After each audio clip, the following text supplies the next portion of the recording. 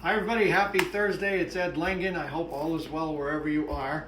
Today's Ed Talk is about cooperation versus competition. We've been taught that it's a dog-eat-dog world out there, and survival of the fittest and evolution and all that Darwin stuff. What happens if that's not really true? That's what we're going to talk about today. Before we start in just a second, say hi, Marge. Hi, Marge. I tricked her. She didn't know what I was going to say. Marge is here as per usual. In 1995, wolves were reintroduced into Yellowstone Park. They hadn't been there since the 1920s because man had decided that they were a pest and needed to be removed. So they removed them. So 70 years later, they reintroduced them. Now, wolves are an apex predator, so they're top of the food chain predator. And in their absence, the deer had overpopulated.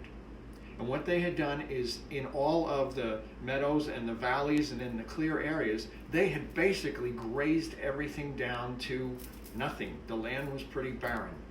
So this is what happened when the wolves came back. Obviously, they started to eat some of the deer, and the deer stayed out of the valleys. They stayed out of the clear areas. They changed their behavior. In 6 years' time, the trees quintupled in size. Willow grew, aspen grew, cottonwood grew, and when that happened, the birds came back. Lots and lots of songbirds came back, and there were more beavers.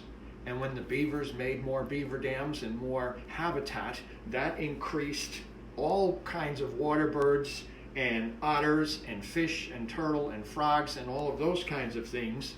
The other thing that the wolves did is then there became less coyotes. And when there was less coyotes, there were more rabbits and there were more mice and there were more hawks and more foxes and more badgers and more ravens and more bald eagles. And this is the interesting thing. The next thing that happened is the rivers stabilized because the land was firmer from all the plants growing back. So the rivers stopped meandering, so there was less land erosion. There were deeper rivers, deeper channels, more fish, and all of that is because they put wolves back in Yellowstone Park. Now that's a long story, but here's the question about that story. What part of that sounds like competition? None of it. What if we've been told a bunch of baloney? Wouldn't be the first time, right? We're taught very young that we're in competition. We're in competition with our siblings. We're in competition with our classmates. If we play sports, we're in competition with them. We're in competition for jobs. We're in competition for this. We're in competition for that. We're in competition for all of this stuff.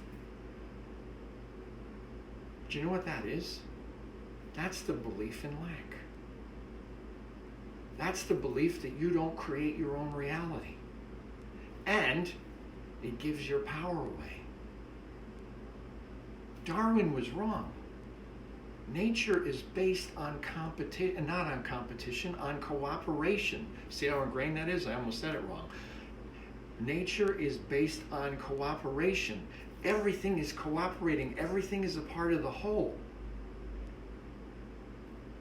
This is a change in a paradigm. This is the new understanding that's coming as our consciousness raises and as we learn and understand new things. Competition is not true.